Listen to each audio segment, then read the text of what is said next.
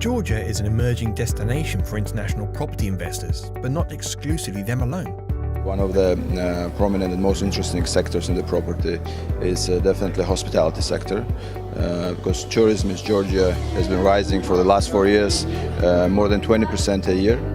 And last year we had around 6 million visitors in the country, so that's quite a good achievement for the country, and that number will grow. Another sector which is very also promising and interesting, and there is no enough supply on the market, that's definitely office market, and especially Class A office market.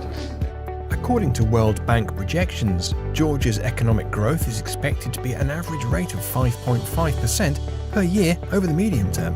This is based on greater policy certainty, improved market access, and strong structural reform implementation. Georgia is a part of the West, is an island of the West in the South Caucasus, giving investors liberal economic framework, low taxes,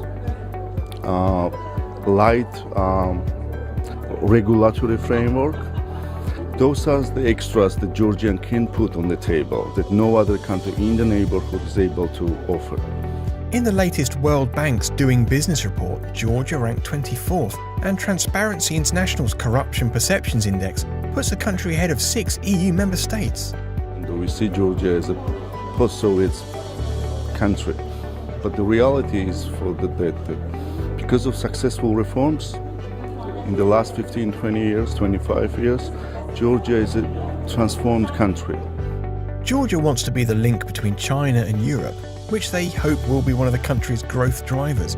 At the moment, Georgia is negotiating a free trade agreement with the Asian giant, and they are already part of the free trade area of the EU.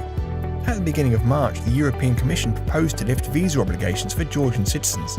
It of course will foster the business development of Georgian companies doing business and exports to the EU and vice versa. So yeah, it's all promising, and the aspiration of Georgians to be part of the Europe has been there for ages. So I think we belong to Europe and we'll be there soon. Foreign investors have already arrived in Georgia.